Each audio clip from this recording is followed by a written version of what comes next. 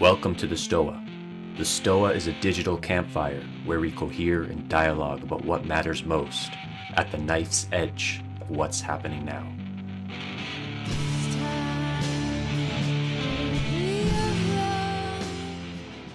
Welcome to another session of the Dark Stoa. This is an outdoor session. I don't know if you can hear, but we got a bunch of birds that have joined in this time. Feel free to message me if that's annoying and I can find a way to deal with it. For those of you who are new, these are weekly sessions where we explore pretty out there, harrowing, horrifying, essentially threatening ideas. And it's through the wisdom of Pat Ryan, the most dangerous man on the internet.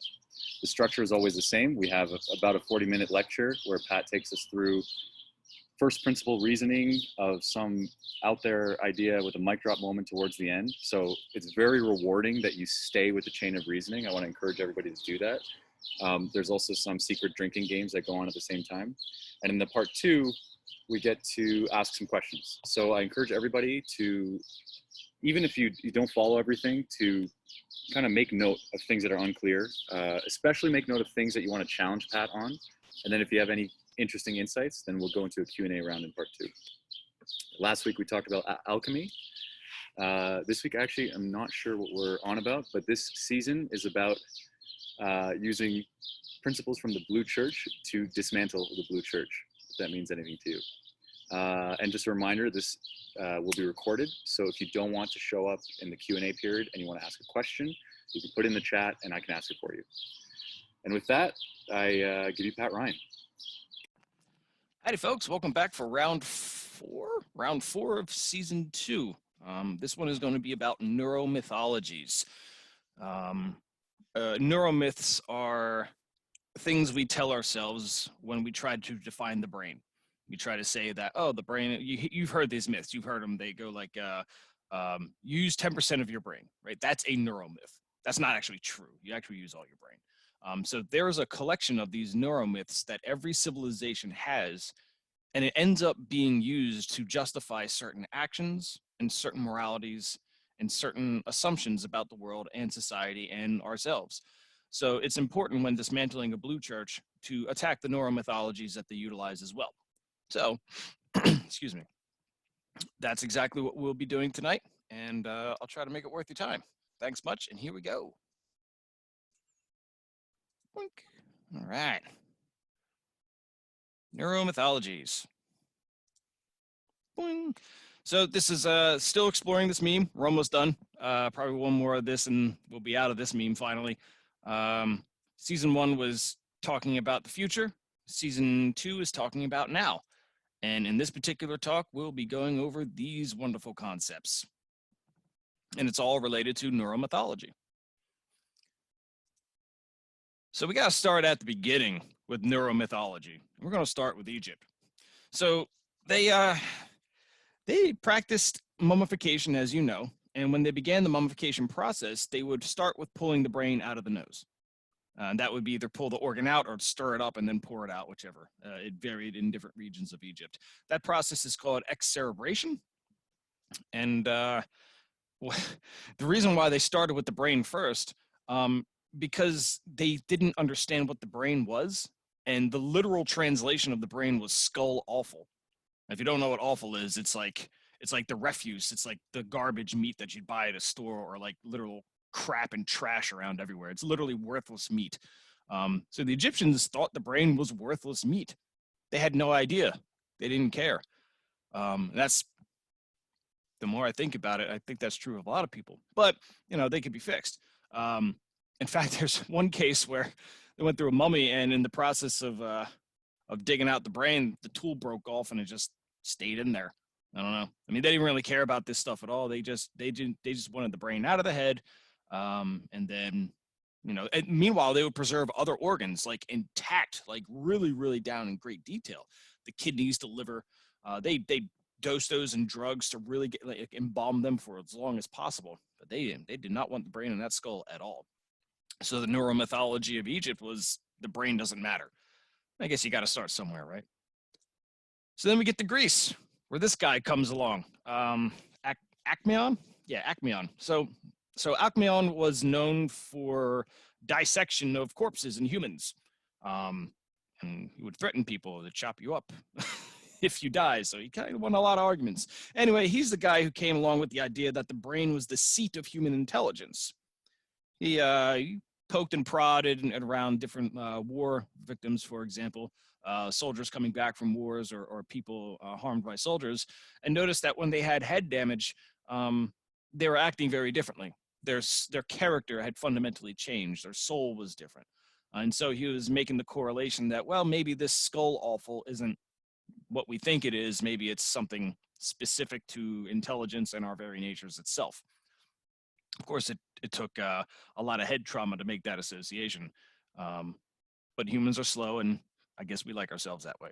So he is celebrated in the Blue Church because right here in this red box, you'll see physician. Basically, he said that physicians should draw conclusions from empirical observations instead of divine revelation. So this is more Blue Church jabbing and seed laying. The idea that we have to science above all, and that's Blue Church's morality, because with science they can actually justify their policies and everything else. And this is a hero of the Blue Church for that. Then we keep going. We get to the medieval era. Now, Aristotle, obviously not medieval era, but he was a heavy influence of the medieval era. His training and a lot of almost everything he wrote was devoured by most learned people of that time. So he came up with the idea of common sense, or sensus communis, which is, so he didn't agree that intelligence came from the brain. He thought it came from the heart, right? So he said it was like this heart thing, and this is where the soul is, and this is where all intelligence comes from. And the reason of thinking that is because you can remove a lot of things from the human body and you don't die, but if you remove the heart, you do. You can even remove parts of the brain and you won't die. So the heart, seeing as this like very fundamental organ, they just made the assumption, well, that's where the soul is, because if I remove that, you're dead. It's very easy logic to come to the conclusion to. So it's not that his reasoning was faulty. It's fairly sound, really. Although he did say that the brain was a cooling agent for that soul, which is interesting. He might have been right. I'll get to that. So then Galen comes along, and he says the brain is where all these common senses are actually commingling. Oh, and by the way, it's made entirely of sperm. That I wish I was making that up, right? That was a commonly held opinion all the way through the Middle Ages for multiple cultures. Like you may have seen, like in China, you see like sometimes you see these cartoons, and I couldn't find it because I couldn't remember the name of it. I wish I did. But it's usually this old man, his forehead's like really enlarged and gorged, and he's like he has like a cane, and he's like old, and he's always smiling. Well, the Westerners look at that and think, oh, what a funny little guy. But everyone in China knows that's a fucking pervert. His head is full of semen. That's what it means. So this is a multicultural commonly held assumption for almost all of history that the brain was full of sperm. And to really drive home my point, Leonardo da Vinci would draw anatomy in which the dick was connected to the spine because the spine was a tube to get the sperm out of the brain so it can shoot out the dick. So this was really well held, this whole concept. And I may have focused on the PP for too long. So let's get back to this part. So the common senses are commingling in the brain. That was Galen's contribution, in addition to thinking the brain was a sperm tank. So we're slowly iterating here. You got to give these guys credit. And then Descartes comes along, and Descartes basically fucks all of us. He comes along and makes a humongous leap that the brain is in fact not a sperm tank, which is very observant of him, thank you, and that the pineal gland is the seat of the soul due to its subtle asymmetry. Now that's interesting. The idea that most of the brain is symmetrical is well known and well understood, even in pre-modern times. But the pineal gland is actually a little bit off. It's like a tiny bit off, right? So because of that asymmetry, it's unique in the brain. And using that reasoning, Descartes basically said the pineal gland was the seat of the soul. And of course, that leads to pineal gland memes mating with Eye of Ra memes, because boy, they kind of look similar. And then, which goes on to mate with Hollywood memes to create Illuminati memes. And all that, it's all fun and games until you realize, wait a second, if you get pineal gland tumors, they actually accelerate puberty in children. That's uncomfortable. So one wonders why they focus on the pineal gland so much. But anyway, this was considered the seat of the soul and held for until, they were doing penectomies in the 1920s. It wasn't until they started trying to figure out melatonin production, where they would take an animal brain, animal pineal gland, blend it down, and then you had melatonin, which you could then, like, they would inject it in a salamander, and the salamander would turn colors. That's how they figured that stuff out. But this is still deeply held by some more wild sects of different cults and things as well. So, it has a lot of sticky power, that particular neuromyth. So we get to the modern era. Now we can laugh at all that primitive interpretation of the brain, right? Yeah, we're modern. Yeah, just kidding. We're just as stupid as they are. In fact, Descartes thought that the brain was a kind of a hydraulic pump. Freud compared it to a steam engine. Carl Pribin thinks it's a holographic storage device, and most people here think the brain is a computer. So we keep coming up with these dumb neuromyths. They're bad analogies. They don't help. They're feeding bunk science. It's all crap, really. And this is by Gary Marcus, who's a fantastic resource, by the way. He wrote a book called The Birth of the Mind. I highly recommend it. It's a fantastic book. If you're coming from a coder background like me, he was able to take some concepts about information theory and apply it to the brain without saying the brain was a computer, which was really masterfully done. It's a fairly old book. It's like 1990 something. It's a good read. I recommend it. But he correctly points out that here we are doing our best to describe what is effectively the most complicated machine we could think of and say that's just like the brain, which is all throughout history. Like, the most complicated thing in Freud's time was a steam engine, and Descartes' time was a hydraulic pump. And it's stored, so that's all we're doing. We're just like thinking the most complicated thing in engineering is our brain, and we're always wrong about this. But these are neuromyths. These are things we tell ourselves about the brain.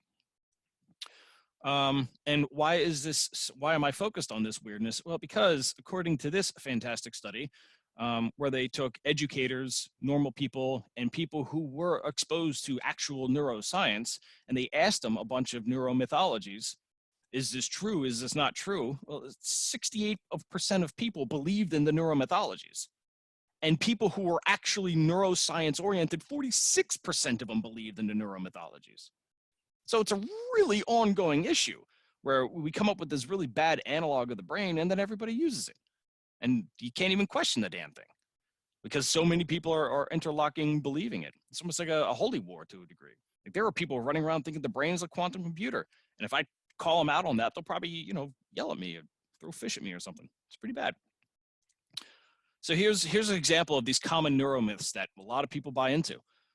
Left brain versus right brain. That's a very common mythology that people tend to think like, left brain's organized, right brain's artistic, and they're just fighting in the middle. No, that's not true. The brain is way more complicated than that. We only use 10% of our brain. That's a mythology. This is like, we could be using 90%, right? No, you are using 100% of your brain. You just don't have like conscious control over it, and you're fucking lucky you don't. Because if you did have conscious control over your brain, you'd probably forget to breathe and fall over. So you don't want to have manual override on your own nervous system. There's good reason for that. People have learning styles. This is one of those sticky myths. Don't approach like new mothers with this type of shit because they buy this stuff and they will fucking yell at you all day long. But there is no such thing as a fucking learning style. You learn things unconsciously all the damn time. Like, we have demonstrably done this to where we can train someone on very subtle signals to do something. So for example, when I don't like a coworker, I'm a very evil person. When I don't like a coworker, I will God, what did I do? I think I was like I would make a noise every time a certain event happened, to the point that the coworker started looking for the noise when that event happened. But I was just training his subconscious system. So people learn. Even learning isn't this like I'm going to sit there and hit the switch and now I'm in learn mode. No, it doesn't work that way. You're always learning. Brain development ends upon puberty. This is wrong. Brain develops. It's always going on. It's always going on. But this is a common neuromyth. 48% of neuroscientists believe this shit. Learning is from new brain cells being formed. No, that's not true. It's how they connect. It's not new pathways. Yes, not new brain cells, right? And you were born with a fixed mental capacity. Again, not true. You have to define what mental capacity is. So these are common mythologies, and a lot of people buy this stuff. And it would be silly in and of itself, because it is. But unfortunately, these myths, they become the justification for policies, like really rushed policies. And I'll give you the most powerful and dangerous neuromyth that we all believe in some capacity or another. And that's the neuromyth of equality. That is a neuromyth. And why is that a neuromyth? I'll show you. Clearly, these organs of my body are the byproduct of intelligence, you ignorant creationists. Not the brain. Brain's magic. Brain can't be the product of evolution. Because if it is, then you're racist. Because there's differences in brains now. There's difference in how they process. Oh, no. Now we can't use science for our precious science. And if we want to use science to protect our precious science, we'll just say neuroplasticity. They'll say, oh, my brain will do anything. I'll turn into a bar stool if I just, change my plasticity enough. So this is an example of a neuromyth where the science is pretty strong over here, but it's intentionally denied over here, and pretty aggressively denied. Now, admittedly, this wasn't done in a vacuum, why this is denied. So we should probably explore how this got denied so hard. It's because the neuromyths justify behavior, policies, and reactions. So let's start with the wild-ass neuromyth of the 3/5 compromise. That's a pretty fucking wild neuromyth, if you ask me. It's a very dangerous and deadly one, too. The idea that black slaves are 3/5 of a human, obviously not their brain part, right? That's the neuromyth justification behind slavery. And then you have Galton's dream of improving the human genetic stock, where they want to get rid of the low IQ people and they want to promote the high IQ people. Again, a neuromyth that is justifying policy. And then Adolphin Hortler's running around. He wants to improve the dolphin genetic stock. Again, we've seen how that turns out. That doesn't turn out so hot. What is his secret plan? But these are neuromyths. The idea of the dolphin race having like a better brain. So, neuromyths, they justify really fucked up policies. So you got to be real careful what neuromyths you actually believe in, because that on this side is going to be challenges to this. If the 3/5 compromise is rationality behind slavery, then you have this guy comes up with a couple of dogs and starts training them to do complicated actions. I mean, if I can train dogs to be differently, obviously we can train these so-called 3/5 humans. So what's the fucking problem here, right? So that's a successful challenge of it, right? And then when you're trying to improve the human genetic stock, you just end up in endless dysgenics, where people are just rebelling against it. And then, now we have to use our entire civilization to make sure that one neuromyth never happens again. So you have to be real careful with what neuromyths you subscribe to, because if you didn't fall for the trick over here, you'll fall for the reaction. And when white women cry, we all know we gotta listen, right? So we gotta get our civilization. We're gonna stop this neuromyth by using even worse neuromyths. It's so ass backwards. And then again, how does this? Let's keep exploring this justification. Why we're not allowed to apply evolution to the brain. So the observation is brains should be treated differently, because they are differently. My brain's not your brain. Your brain's not my brain. All of our brains are pretty fucking different. That's a no-brainer, right? So justification, my brains are the best and their brains are whack. That crazy dolphin, right? And then the reaction is all brains are equal and should be treated the same. That's how you react against the dolphin. So then people have dispositions and preferences. That's a fair observation. The dolphin comes and says, no, there's only the dolphin way. And then the reaction becomes, I can train any human to be anything at any time. Then I care about, people care about their tribes, a fair observation. I really care about my tribe at the expense of someone else's. That's the dolphin. That damn dolphin's violent, man. And then the reaction is going to be, we should care about all people equally. So what are we doing? We're here. We're in the reaction phase against the neuromyth. We've pivoted our entire civilization to make sure that this neuromyth isn't allowed to happen. And in the process, we've embraced utter trash neuromyths. Absolute trash. Oh, and by the way, this guy's benefiting from all of it because he gets cheap labor. He can fire artisanal labor whenever he wants, and everyone's equally worthless now. So this is what happens. This was a bad neuromyth. We can all mostly agree to that. That's a kind of fucking angry dolphin, right? This is not a better neuromyth. This is not better just because it's not this, because it's still resulting in fucked up things. So you got to be careful with your neuromyths. And you are here. It doesn't get better from here, by the way. Sorry. So what is this? What does the neuromyth manifest? What does it make real? What behavior does it justify? Especially in a democratic tradition where every person is worth the same vote. No matter what your background is, no matter what your neurology is, no matter what your experiences are, you are all the same vote. And then you mix that up with equality obsession, the neuromyth of equality, and then you mix it with psychographic liberal capitalism, and it's clown world. It's clown world all the time. So obesity is the idea that I'm exactly the same as someone with discipline because I'm equal. My neurology is the same. That's what matters, right? And then hysteria and Gerardian harder. If I'm doing bad faith force making, if I'm screaming at you, if I'm yelling at you in a threatening force, that is exactly the same as an intentional stoic doing sense making. In a world of equality, it is exactly the same.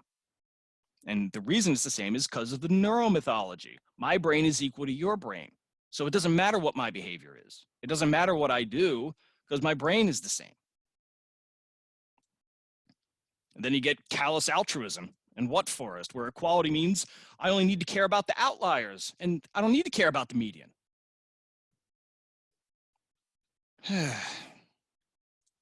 And then catharsis, denialism, and stasis, where it's a never-ending crusade of redefining the median. You can't get catharsis. You can't actually beat the demons you're inventing, because if you do, then your crusade's over. So we got to redefine the damn thing all over the time. So we deny ourselves catharsis. So this is the clown world. This is what the neuromyth has made normalized. This is what it made real, and we're all living in this all the damn time. No breaks, no exit, no way out. And it only gets worse from here. And this is all because of the neuromyths. We've dedicated a warring crusade against one bad neuromyth, and we are now enabling even worse ones as a result.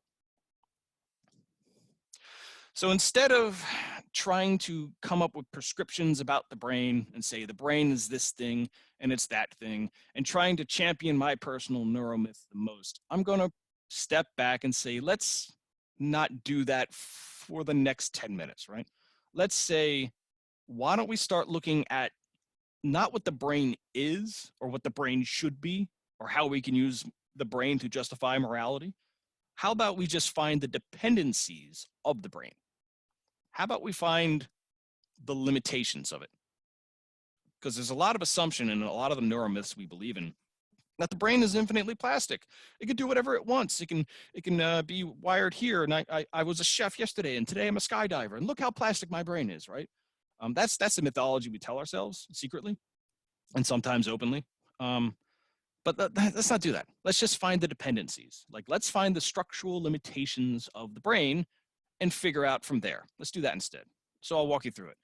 First thing we're going to focusing on is neurons, the limitations of neurons. That's a forbidden phrase in the blue chart. You're not allowed to say for limitations of neurons because they're magical and they're always right. So in this case, most cells perform mitosis, but not the neuron. Neuron does not perform mitosis. And it has a fully functional nucleus, by the way, completely functional. DNA is there, everything's doing its job just fine, but it doesn't go through mitosis. That's an interesting limitation. And that's indicative of something. The reason we look for the limitations is so that we understand the structural biases, so that we can understand why the brain even exists to begin with. Because if we're going to put so much focus on this damn thing and use it to justify this endless clown world shit show that we're in, perhaps it's worth looking into the pressures behind cognitive evolution. If we're going to endlessly come up with neuromyths, let's find the dependencies. Let's figure out how this damn thing evolved. And this is a very good piece of evidence about how the brain evolved and why the brain evolved. More importantly, why. So this is a clue. And then temperature. Most people don't know about brain temperature. They think, it's a brain, right? Bro, no, it is not. You only have 1 Celsius degree bandwidth to work with. So the brain's in the temperature that it's in, and the largest distance between any part of the brain, if you measure all the temperatures of all parts of it, between the highest temperature and the lowest temperature is 1 Celsius. 1. That is a remarkably narrow zone that you have to keep your temperature in. And to keep the brain there, that is a miraculous piece of work. In fact, it's if you get, you start bringing your body temperature up, 70% of information that's normally retained is lost at 35. So even if you go if you start at 36.7 C and you drop 1 degree, 70% of information is now lost. You're not remembering it. Just 1 fucking degree. That's wild, right? That is a crazy, crazy narrow, fine-tuned result.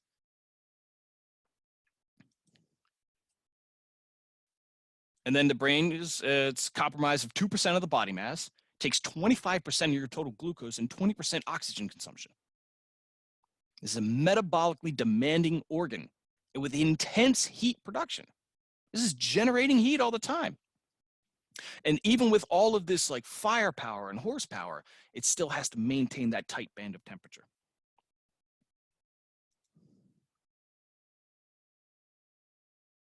And then this one is, and different states of temperature management. For example, when you are deeply anesthetized, your temperature drops. Your body temperature drops when you're anesthetized. The brain temperature drops, I mean.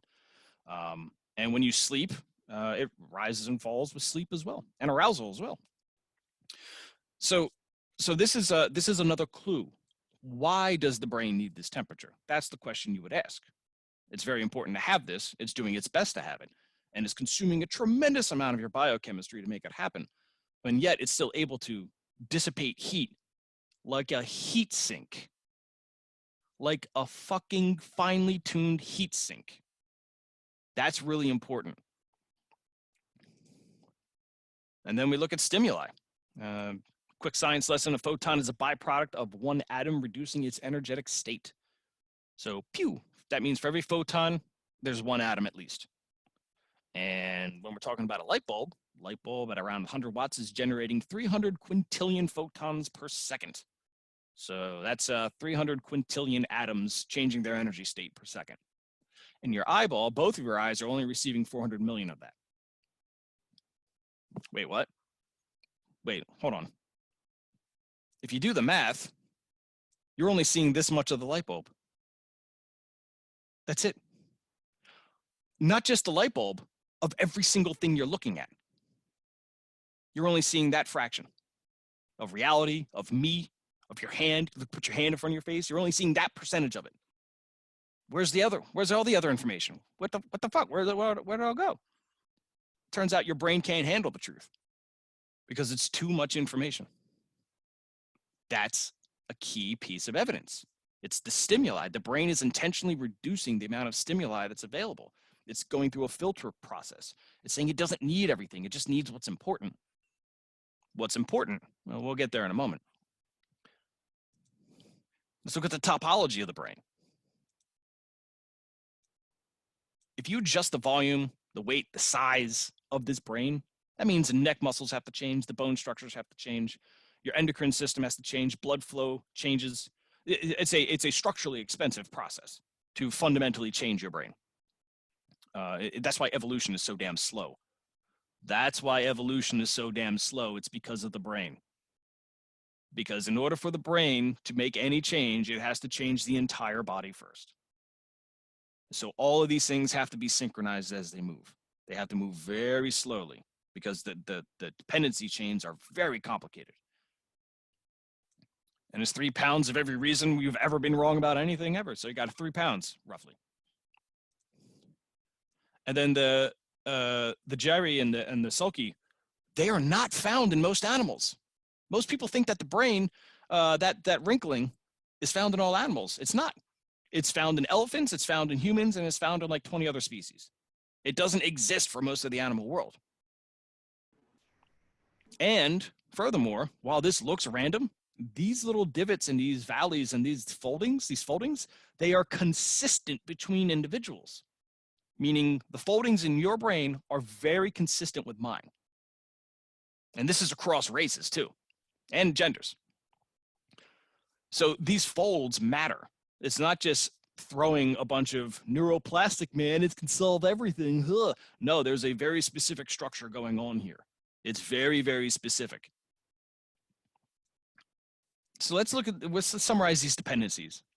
And so we've analyzed them. We've said, okay, here are some interesting limitations about the brain that will give us clues to why the brain even evolved to begin with. And we're going to start by looking at where have we seen these problems elsewhere. So we have footholds to work with as we explore these clues.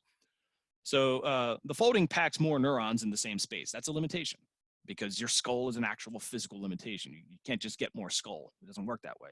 So you got to pack, you got to really just stuff that, it's like stuffing a shirt in a goddamn like potato chip bag or something. Just crumpling it all in.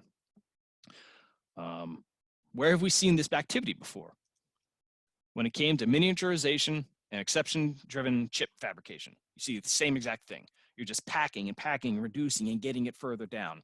You're stuffing more transistors on the damn thing. You're just going balls out as hard as you can, using every hack and every tiny fractal optimization you can find to get more and more on there. So there's a constant pressure to get neurons as packed as possible. That's a guaranteed given. The neurons that are existing within your body, they are there as a byproduct of your chemical support, your biochemical support systems, what it's actually maximally capable of, given the metabolic extreme consumption that the brain has. Changes in the brain mean changes to the anatomic and support systems. So like I said, I got to change so many things if I change one part of my brain. That's why everything goes so slow, evolution. Well, we see the exact same problems when we're engineering for effective escape velocity. So it's the exact same issue, where I need fuel to leave the planet, but to have more fuel, I need more structure, which means I have more weight, which means I need more fuel to move the more weight, which means I need more structure. Because now I'm just caught in this fucking loop of crazy. And you have to get real specific about your mass, your rocket fuel, and your velocity ratios, so you can actually achieve escape velocity. It's a very fine-tuned issue. And the same is true about increasing neurological structures and changes. Temperatures have to be within a 1 Celsius zone. That's crazy, right? This is the same thing we see in finely tuned sensitive quantum computers. They need to operate at very, very specific temperatures. Oh, Raven, your mic's on. So these are problems we've seen in other computation devices, and you have to solve for that. And we have gamers have massive heat sinks on their CPUs, right? Neurons can't go through mitosis.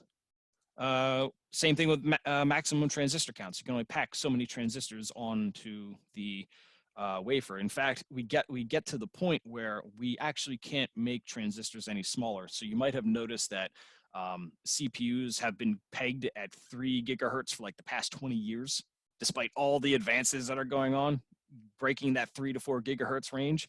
Well, that's because of quantum physics. You actually can't get less than like 6 atoms for a transistor, because once you go below 6 atoms, then quantum fluctuations just break the whole thing apart, and so you don't get a reliable band of electricity going through it. So we found the most optimal atomic configuration for the transistor, and now we've pegged our counts. Well, the neurons have done the same thing. They cannot go through mitosis, which means the number of neurons that you have are optimized. It's not like they can go through mitosis and get more on demand. You get what you work with. You get what you have. The brain is not selecting for sensing atomic reality. Remember the photons, we can only see so many of them. It's not seeing atomic reality. It's seeing a holograph of reality. Reality is the holograph, right?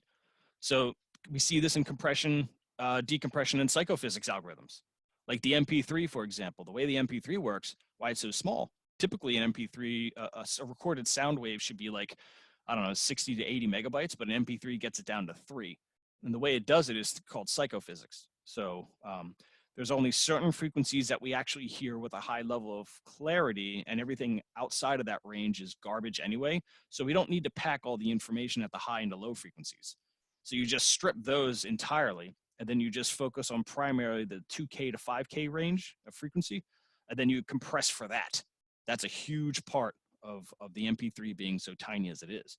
But it's not the actual song, but it sounds like the actual song. It sounds like the actual recording. Your brain doesn't know the difference. So that's an example of a psychophysics algorithm. And it turns out for the visual cortex, it's doing the same thing. It's only picking upon reality that's important, that you can care about, and everything else is just garbage that the brain doesn't care about. And then brains are metabolically greedy, and they can imbalance glucose and oxygen economies. We've seen this in contract enforcement, financial forecasting, game theory. You know, if you screw my access to resources, I screw your access to resources type thing. So these are the clues of the limitations of the brain, so we can actually like be responsible with our neuromyths instead of just being reckless like we have been. Oh, excuse me.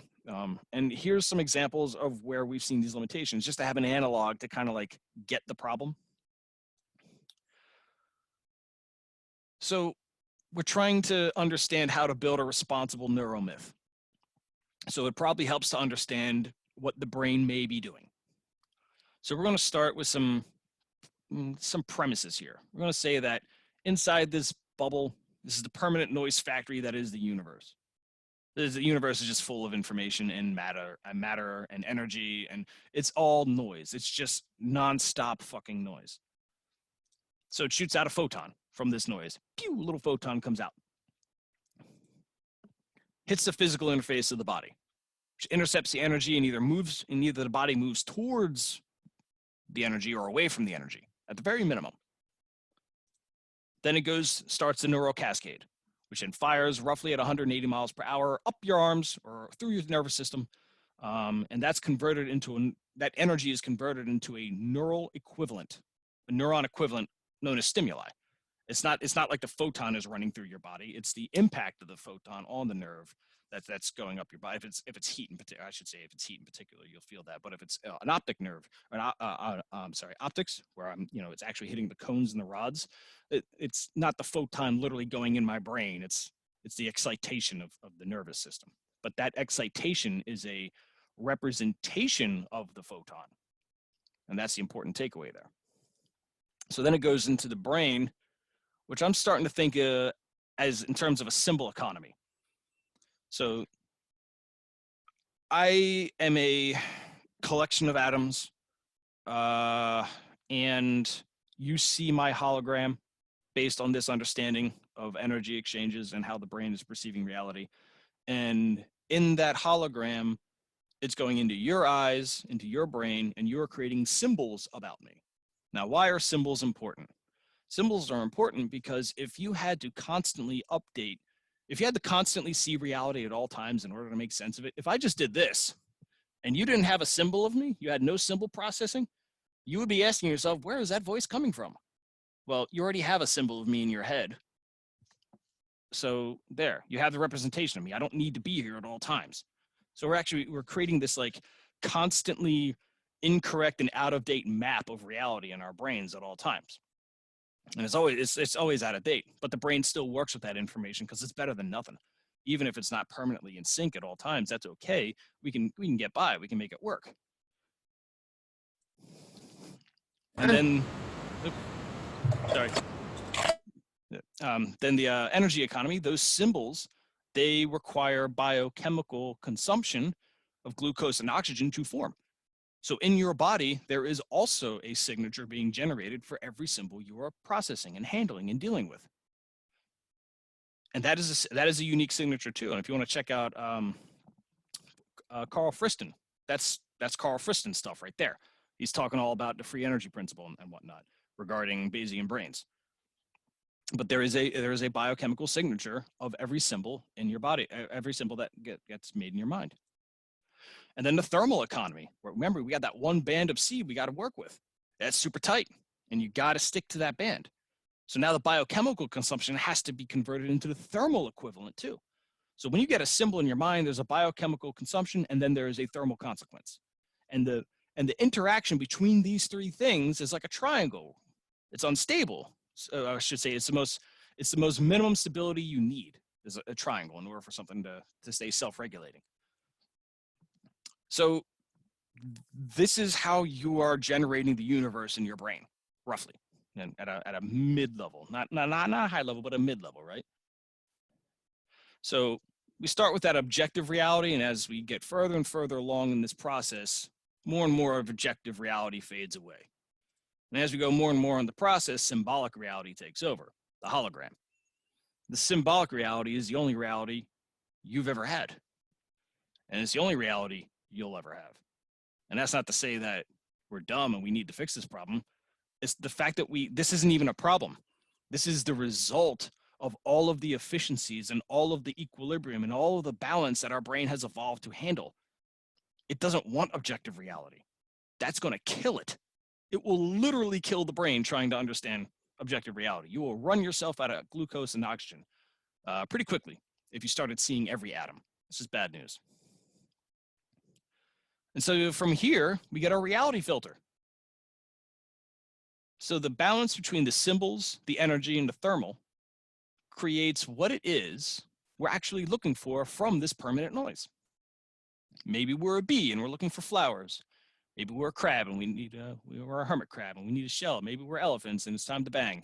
Maybe we want to talk to each other. Maybe this wolf is chewing on this lamb and they're all cute. I don't know where I got that picture. But the symbol economies in our head, they're stabilizing with the energy economics within our body as well. So the reality you're seeing and everything you're seeing and everything you can conceive of is the signature of economic efficiencies. That's a wild way, that's a hard thing to grok.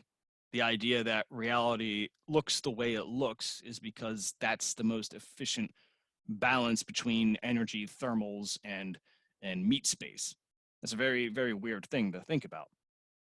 But according to this, it might be right. So let's run with this a little bit further if we're going to craft a neuromyth out of this. The neuron can be seen as DNA bypassing its own structural limitations. Now, how can that be? Well, we'll take our model we were exploring.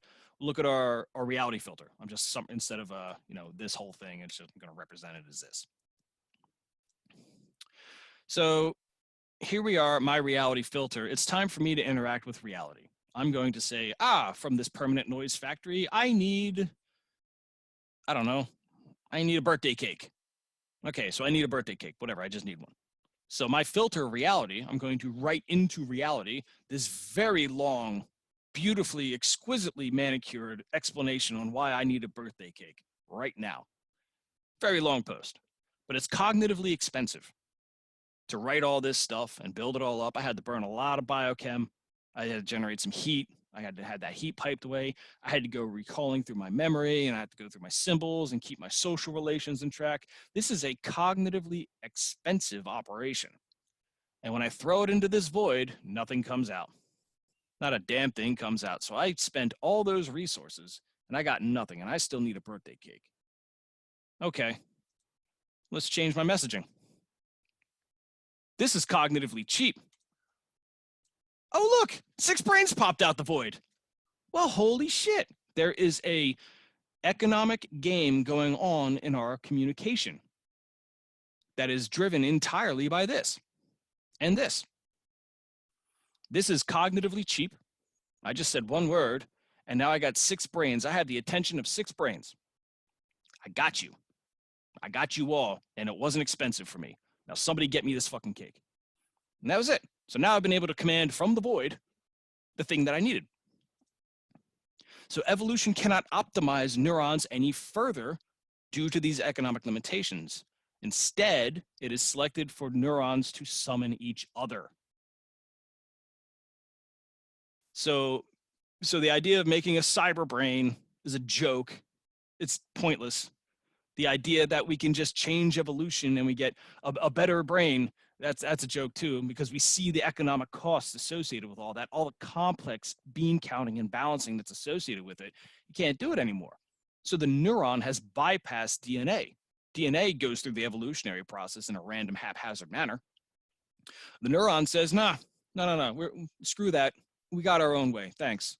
And what we're going to do is we're going to summon other neurons for our moment. For, hey, come here, do this thing. Okay, great. So we're actually optimizing for communication and socialization and getting to know one another. So with that said, we can now make a shot at a neuromyth proposal. I'm going to call it cognitive thermodynamics. So here's how it works. You have input, it's energy, mass, that's the input. And you have the output, which is emotional behavior as neural summoning, as neuron summoning. So it's, I'm not, if I'm yelling at someone, it's not because I'm emotional. If I'm happy and I'm laughing, it's not because I'm emotional. My emotions are serving a purpose. They're serving a function. They actually do something. And what they do is that is the shortcut the brain has figured out to summon more neurons. So, hey, I have this emotion. You see the emotion. You're either attracted or you're repulsed by it. If you're attracted, great. Now we can share neurons. Now we can actually share cognitive space. We can tell stories. We can do all these things, and we can work together. I can offload my cognitive demand onto you, and now we're working in parallel. That is a very much easier solution than trying to grow my brain bigger. And it's a lot less dangerous, too, unless I'm an asshole, and then you punch me, and then maybe the neuron summoning needs to take a chill for a bit. But what about all the stuff that input? So this implies an input and an output. What about all the stuff I'm taking in that doesn't become behavior? Where does that go? Well, that's heat. It's ideas, thoughts, symbols. So all of our ideas are heat. The brain evolved like a heat sink. That's the parallel. So why this neuromyth is useful is because it actually destroys all the bad neuromyths. It completely eliminates them. Now, how can it do that? Well, for starters, the behavior is trash can go kick rocks. They're running around saying input's everything, and if I control the environment, I control the brain. And they have some pretty compelling science behind that. Yes, it's true. But I don't like you as a human, so fuck off. And then we have you have the incomplete moral doctrines determining what your behavior should be. You know, your behavior should be this, and you should do that, and you should do this. Well, they can go kick rocks too, because now my emotional behavior has a purpose. There's a reason behind it. And so if I start looking at my neuromyth like this, instead of saying I have to subscribe to or defeat some moral doctrine, no, I know what emotions are doing now. I know what their function is. I know what it's supposed to be. Okay, it's just neuron summoning. Simple. And then bye-bye hyper-individualism. So instead of your ideas and your thoughts being a representation of you as a person and your personality being so bound up in the holographs you're consuming, get the fuck out of here. It's just heat. So what we've done is we've eliminated all the neuromyths by embracing this one. So your brain is no longer your identity. You are not in Descartes' prison any longer. You are free. And it was a cooling agent. After all, he was right. And that's it. Thanks, folks.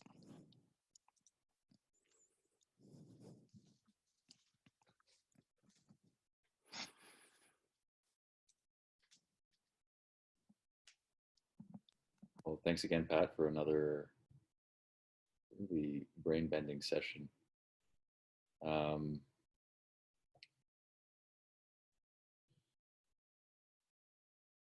think like a background message in what you're saying that I want to clarify is that are you suggesting that all explanations, because they're fundamentally like in that symbolic realm and not objective realm, are destined to be neuromyths? Like we'll never actually touch what's going on? You're on mute. Thanks. The neuromyth is exclusively the series of collections we try to attach to the brain in the hopes to understand it. Regarding the simulation that we have, the holograms and the symbols of reality, I mean, I ran through the numbers. You're not seeing the whole light bulb, right? So what are you seeing? Well, what you're seeing for is what you're extracting from reality are things that comport to your neural summoning strategies. So it could be mating, it could be finding friends, it could be working with people, whatever. So your neuron summoning strategies, because the neuron has hijacked DNA at this point, it says, nope, we're gonna change this up. It hijacked it in the sense that it started driving the show a little bit in terms of economic equilibrium internally, all the biochemistry. So in the process of doing so, the neural summoning behavior you're engaging in, that we've been all engaging in for at least the last million years, has been very much towards tribal attitudes, Dunbar number tribes and stuff like that. So in terms of that being a hologram, yeah, it's a hologram, but it's also the only damn thing you'll ever know. And that's okay. I mean, we're not out here trying to rationalize Camus or come up with stuff like that. But ultimately, the general conclusion is that yes, it's a hologram. Yes, it's all you're going to know. It's okay that it's all you're going to know. And trying to think that you can find more, you can, there are techniques we have to explore that objective space to see what's repeatable according to the scientific method. And then we have alchemy, which you can use to figure out the black boxes. We have a whole ecosystem of tools that are now at our disposal to use, and we should be using all of them. So we shouldn't be relying on these neuromyths to do the driving for us anymore. There's almost no point. I guess that's what I'm saying. Just a reminder to everyone in the room, just if you have any questions, drop them in the chat and I can call on you to ask them. I'm going to keep going with some of my own in the meantime. I guess one of the things I'm curious about is if you have a definition of fitness here. I know you didn't really use that word, but that was what I was thinking about. Like, is it Darwinian fitness? Is it fitness of, ideas that are able to replicate? Because of the wide diversity of neurology that exists on this planet, and I almost said the N-word with Neanderthal, but I didn't, so you don't drink. Given the wide variety of, you got to take a half sip. I didn't finish that sentence. The wide variety of neurology that exists, what that's indicative of is it's showing all kinds of thermal survival strategies. It's all kinds of different heat sinks doing what it is that their behavior and their their biochemical consumption is making possible. So it's not that fitness might not have ever have been a thing. It's just if you look at the entire species performing an activity instead of just interpersonal interaction between competition, either for mating or for food or for territory, even that is part of the thermal equilibrium that the brain is trying to do. Remember, all the simple processing is cognitively expensive. It's energetically expensive. So I need to do neuron summoning to maximize my input so I can keep my brain running. So the brain is like this. It's like this bicycle. It has to keep moving. And if you stop pedaling, it all slows down, falls over. I need those resources to keep my brain going. And I need to go out there and cooperate and hunt and compete and all those types of things. So fitness might be too granular. I'm talking, there's something even above that. And that's this thermal pressure, this energy thermal pressure, not competition, but this balancing between the symbols and thermal and energy consumption. That's what's driving the whole show. So with that, I know that the grand devil entropy is somewhere around the corner here. Can you spell that out for us? Yeah. So entropy here is like this is all, the whole thing is driven by entropy to a degree. But this is kind of a way to where How can I put this? It's not that a fitness is happening. It's not that it's a glorious fight against entropy. Think of it more like if entropy is always there, reducing everything down to the minimum. That's all. It's not increasing disorder. It's constantly reducing down to the indivisibles. It's trying to take any complicated system and say, shake you down. What's left? What's left? Okay, just these atoms. That's what's left. Okay, let's rebuild from there, right? So if you go through that process with that entropic driver and so much energy and so much matter going on in the universe, what you end up with is infinite possible combinations of what can endure, infinite possible combinations of what is able to resist against this entropic shaking down to irreducibles. And so the neuron appears to be one of the better strategies in terms of achieving that. So it is absolutely a child of entropy for sure, just like DNA is. All right, we got a few questions coming in the chat. Last one for me is related to AI, and I think you kind of made a comment about this, about how creating like cyber brains is a waste of time. I don't know if that's has anything to do with AI, but what I got from that, and correct me if I'm wrong, are you suggesting that there's nothing more efficient than what evolution has produced? And I guess my like follow up to that is what if evolution just reached some sort of local maximum and there's actually a global maximum somewhere else that we could potentially reach? The key here is to make sure you're defining your parameters for optimization and efficiency here. So can we get better efficiency in the brain by changing its configuration and structure? No. And that's a shocking answer to most people I know. And the reason I'm saying no is because any attempt to improve efficiency of the brain is not actually improving the efficiency of the brain. What you're doing is you're selecting for certain combinations of the brain that are more beneficial than other ones. So you're not actually improving efficiency here. If I decide to say, well, let's remove this part of the brain that controls, I don't know, belief in God, for example, there's a whole army of people who would say, yeah, that's pretty efficient. In fact, there's 68%, I actually know the number, 68% of people would say that's efficient because it's a neuromyth, right?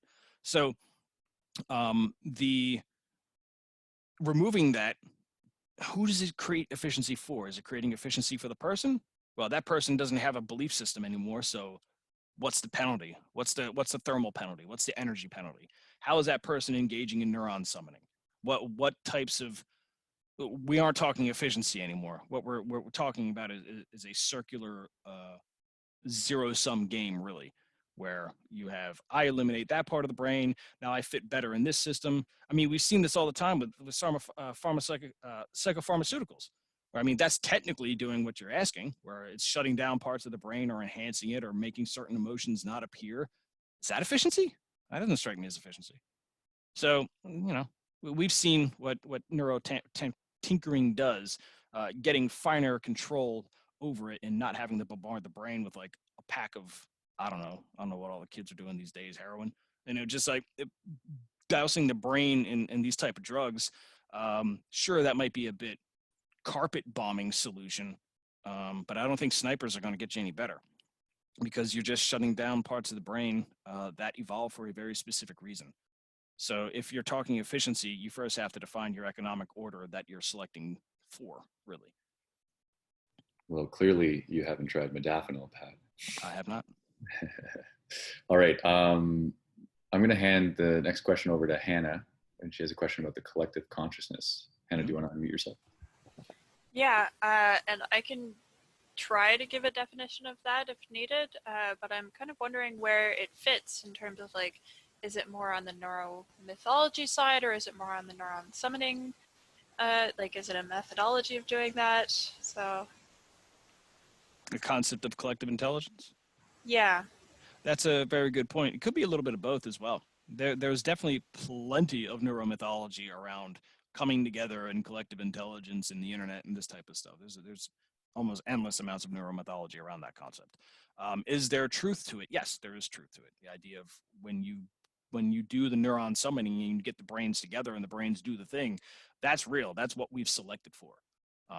So yeah, we do have a collective intelligence making, sense making process. It's very tribal, it's very early, and we use it all the time. We actually, our entire concept of aesthetics and beauty actually comes from that as well. So the that does absolutely exist. Can it go beyond Dunbar's number? Well, yeah, it can if you reduce the amount of information that you need to track about a person. So, for example, if I'm looking at I can know 300 people in Dunbar's number, but I can know like 20,000 unique words, for example. That's quite the mismatch, right? That's a huge mismatch. That's because words are neurologically cheap and faces are neurologically expensive. Dunbar's number isn't just like a constant in a script where you say 300 and that's it. That number is a peak, is an emergent peak in this equilibrium system between symbols, energy consumption, and thermals. So that number is that way because of how you process symbols. And that's another one of those clues about how the brain is working and why it evolved as well. So if I'm tracking 300 faces and I know them all in detail and I know their personalities and I know their relationships, that is the collective intelligence sense making you're talking about. If I reduce the amount of information about a person, if I say, well, that's Bob and that's Joe and that's Sally, and say, okay, I got those people. But if I wanted to reduce their information, I would say, oh, they're all Democrats. So what you're doing is you're creating a symbol for all three of those people. But the problem of making simplified symbols is that falls prey to tribalism as well. You say, oh, this symbol's bad, and everybody associated with that symbol's bad. And so this is what constantly breaks the collective intelligence sense-making process. Because we use symbols to shortcut this whole thing to keep track of it all, but they also fall prey to tribal behavior as well. So people try. We're always trying our best to maximize neural summoning. That's what empire is. That's what civilizations are. They're attempts at maximizing neural summoning, basically. But if you mismanage it, and it gets real easy to mismanage, well, your ability to summon neurons go bye-bye with it. So empires rise, empires fall, as they say. If I may, I want to have a follow-up to Hannah's question. So the way I understood collective consciousness was more so the subjective experience that people sometimes report of on psychedelics or after meditation of being all one being and realizing that consciousness is some sort of distributed thing that expands beyond our selfhood. And I'm wondering if you have any thoughts on that. There is some pretty strong there's some very strong evidence in the fMRI space that shows when one is intentional about their thoughts, you are focusing on different domains of data and you're focusing on different domains of stimuli. So for example, if I wanted to, if everyone sat here for a second, just like breathed and then just said, I'm now going to focus on my heartbeat, you can actually slow down your own heartbeat, for example, right?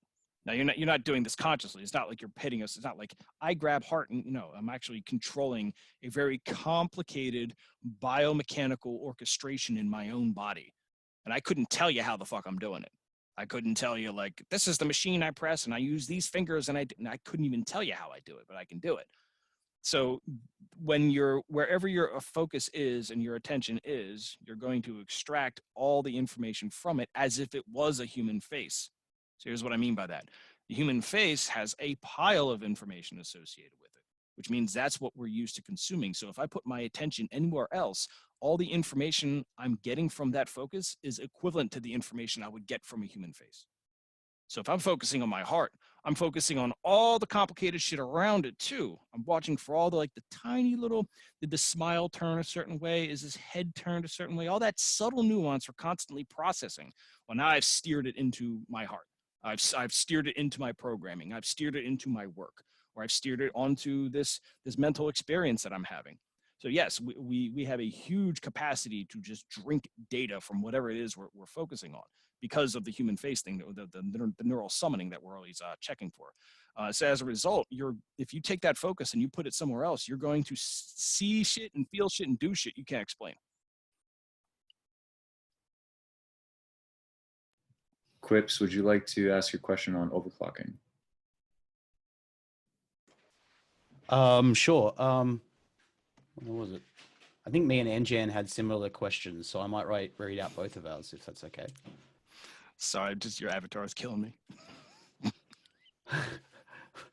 My bad.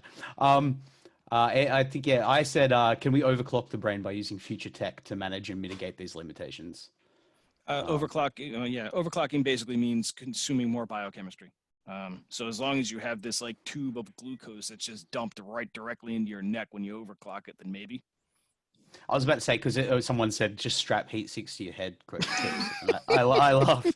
But I imagine it would be more complex than that. You would have, biology, heat, thermodynamics, many different factors to actually manage and mitigate. Yeah, it's a lot. If you don't mind, Daniel, I was just about to type in a second question. May I ask it? Go for it. My second question is, it seems like the limitation hacks that you've been mentioning, how the brain has gotten away with observing so much with so little data, leans heavily on multiple brains interacting. You mentioned like these emotional outbursts and stuff like that affecting wants and needs and desires upon other, interactive brains. Do these hacks fall apart in a hypothetical situation where there is exactly one brain in existence? The thing about, that's a hypothetical fun thought experiment that you can control. And I've seen some of the more barbaric attempts at trying to recreate that experiment. If you put someone in solitary confinement, for example, or someone is born without the ability to engage in seeing or hearing, or their sensory information is gone. So that's a close proximity to that scenario where a person is born completely sense dead, yet they're alive. So in those cases, because the brain did not evolve on its own in isolation in a vacuum, it is carrying the perceptions, the instructions, and all of the equilibriums that shaped it. It's carrying it with it.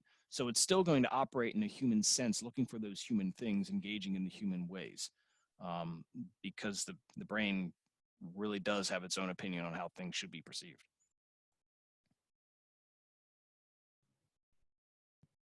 Mimetic Caper, would you like to ask your question? Yeah. So if our brain's output is merely tactics for summoning more neurons, might such tactics take on a life of their own? Are symbols merely a byproduct, or might they be the instantiation of neural summoning tactics abstracted from individual brains? Right. So the thing about, and that goes into some of my earlier theories regarding the formation of morality, and why that thing kind of keeps happening to us, and why we even do neuromyths at all. We know that neuromyths, the collection of symbols that do make up neuromyths, do lead to pretty wild ass behavior. So yes, what happens is when we make these symbols in our mind, and then we have our behavior coming out, and it's attracting more neurons, because that's what we're ultimately selecting for, that's going to create more symbols that we have to manage. And if that symbol just happens to lead or represent or make a bunch of people act a certain way repeatedly, we're going to rely on that symbol. This is why you see religions use religious symbology all the damn time. It's a very quick way to pass that neuron summoning lesson without having to reteach it over and over and over again per generation. You just simply pass the symbol down to the next generation, and poof, everything is already encoded, ready to go, locked in, programmed in, ready to rock. So even that is an efficiency. So these symbols do take lives of their own. Yes, that's true. Andrew, you had a question earlier. I'm just going to paste it again in the chat. Would you like to ask it about drugs and or medication? Oh yeah, because you were talking about objective reality, like the brain doesn't have objective reality. Or I was wondering if you think that drugs and or like meditation is like an attempt to have objective reality, and is that useful? It kind. So think of it like this. This camera that's looking at me right now, you see a square, right? So everything in this square is kind of me, except this stuff. This is not me. And then everything outside of that square is who knows what it is. It could be anything. All I have to do is move my camera and you see it, but you don't know. So there's a limitation to the information you can take in from this square. If I modify the electronics on that thing, I might get a different interpretation. I could get a different filter, a color, a different hue. Maybe I could put an AR thing on top of it. Maybe I can modify the image somehow if I start tinkering with the internal electronics. But there's no tinkering that's actually going to expand this box. You have to physically change the hardware of that camera in order to expand the box. So if the drugs aren't changing the hardware, or at least if they are changing the hardware, if they're not changing them in a meaningful way that allows you to take in more neurons and thus expand this box, then you're not going to get objective reality. Because even before the information hits your brain, your senses are already doing hard filters on the amount of information you can get, and so as a result, you're kind of at the whim of that. Oh, so like this kind of kind of just for me to grasp this, is it like that drugs are just kind of changing the perception but not the objectable reality? Yes, that's correct. Yes. So the drugs are changing, they are physically changing the brain too. LSD is notorious for that. And there has been endless amounts of studying into LSD to try to do exactly what you're talking about. Between the Germans and the CIA, they were dumping LSD on every goddamn living thing on this planet in the hopes to create a super brain that could see objective reality. Every single one of those experiments failed, by the way. They did not work at all, and they got into more disastrous and insane and insidious types of trialing in order to try and somehow keep that hope alive. But they're unlimited money, unaccountable assholes. They're getting to the point where they're dumping LSD in kids, for God's sakes. So it was a fucking disaster, and they never achieved that dream. They never got it. So we could argue that perhaps their techniques were wrong, which they were. We could make the assumption that perhaps a better chemical needs to be evolved, and that will magically change the brain. Maybe CRISPR will do it. Maybe this will do it. Yeah, that'll do it for sure. I mean, I know the Neanderthal brain process, drink a drink. We use CRISPR for that. And it does physically change the brain. The neurons themselves look like fucking popcorn. Like that's not an axon, it's not a dendrite, it's popcorn. Nobody expected that. So yeah, you can CRISPR and change stuff, but that's not the point here. The point is you still have to account for the energy consumption and the thermal management as well. Just changing the brain itself isn't enough. You have to get the equilibrium of everything that makes the brain possible also right at the same time. Okay. So next week, can we do the Dark Stoa on acid? I can do the whole study on it. Yeah, I think it might be the timing might be good. Everyone else on acid. Oh, I don't know. Okay. Second last question. Anjan, you had a question about planning our lives in light of some of the things that Pat says. Can you ask that question? Hey, thanks, Pat. That was an incredible lecture. I'll just read my question. You've mentioned that the coming century is a century of psychology and neuroscience, that it's hit an inflection point. Why? What's the inflection point? And what are the implications for that in planning our own lives? Yeah. The inflection point is that we have done the maximum amount of neuron summoning we can do in our empire building games. And with the advent of the nuclear weapon, our ability to explore more neuron summoning has completely evaporated, meaning we cannot use geopolitics to solve our neuron shortage problems anymore. And when we do play geopolitics to solve our neuron shortage problem, what ultimately ends up happening is it results in Dunbar number violations and cultural conflict and unstable stuff there. I mean, I can point to any number of genocides in any number of places. I'll throw a dart somewhere and a genocide happened because of cultural conflict. So we've hit our hard limits here, and so we've doubled, tripled, quadrupled down on trying to create good enough neurons with silicon, and that's been going okay. That's been doing some stuff, but the real win here for silicon is the fact that AI came, or neural networks came on board. I mean, it's in the name, neural network, the bastard child of the neuron. So what this is allowing us to do is it's allowing us to overcome certain parts of our neuron shortage, not all of them, but just certain parts of it.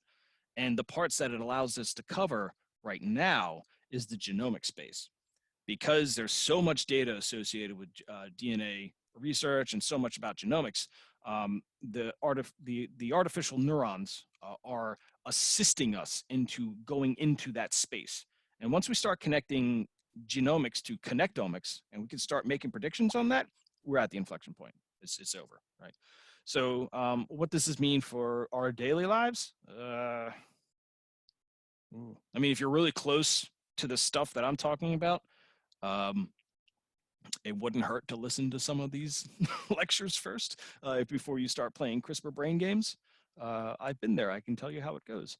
But for the average person who's looking at this stuff, there's a reason I'm promoting alchemy. It's the safest thing you can embrace. It's the safest neuromyth you can embrace. Because you're going to see chimeric cognition. You're going to see bots running around that look and act just like humans.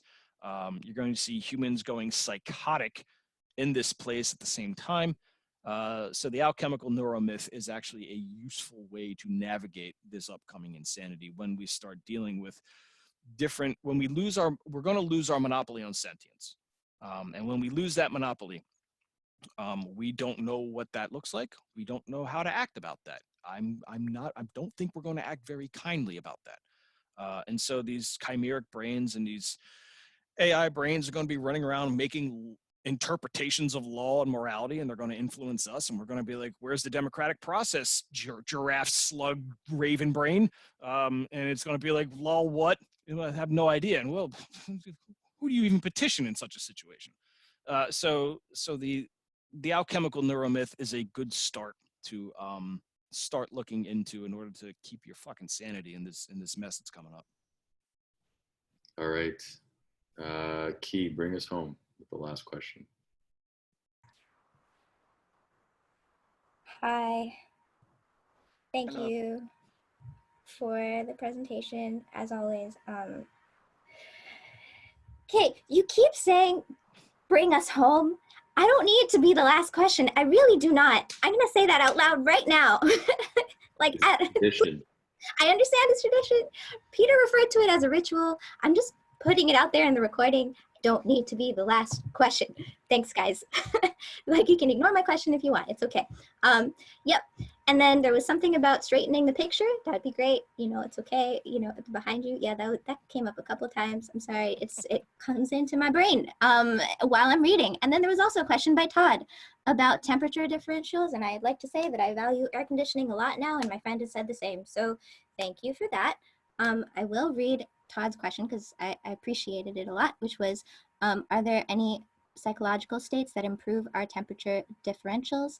I'd assume anxiety, depression, and other mental states disable capacity. I really like that question. I just want to keep it there while coming to the question that I asked, which was, I wanted to thank you for speaking of being intentional about our thoughts. That's been really important to me recently, in the past, and continuing onwards. The question is, you mentioned, are we optimizing for communication and getting to know one another, or for birthday cake, or or the attempt, okay, so the attempt to see objective reality, that's much appreciated, knowing that we only see 0.00000, however many 0.06% of photons, and wanting to understand reality more. Great. Do we do that via neuron summoning, which you've already said a lot about, which I'm still processing, to be honest? Or do we do that through meditation? And that's great because Andrew brought that up, but is it a worthwhile goal even to be able to see objective reality? Right. So first, the first part about modifying brain temperature. Yeah, we actually do that all the time whenever we go to sleep. You go to sleep and your brain temperature goes down. And then when you're on anesthetics, when they knock you out, your brain temperature goes down.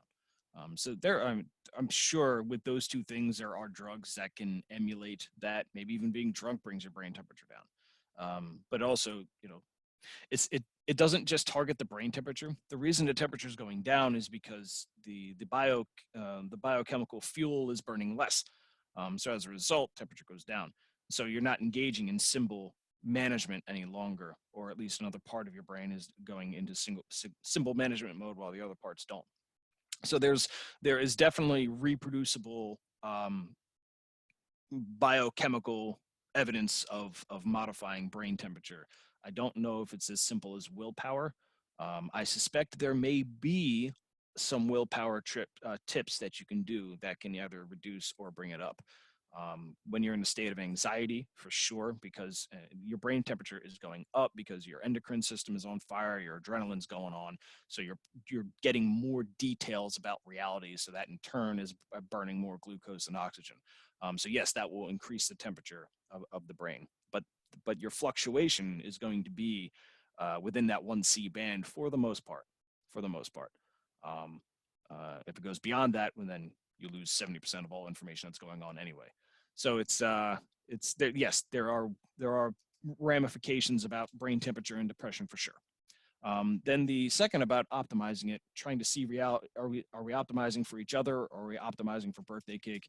I would say why not both, but I think we are optimizing for each other to get the birthday cake, because to get a birthday cake is a lot of work. You gotta farm the grain, you gotta beat down the grain, you gotta cook the damn thing, but you got to get the logs to cook it. Then you got to start the fire, but then you need the metal to start the fire. Okay, well now I'm cooking it, but then I need the place that can actually do the cooking, and now I need a cow so I can get some milk to get some butter in that thing too, and I got to go find a cow and convince it to give me milk, and then I got to let it age and process it. There's a lot of complicated economic factors that make that birthday cake.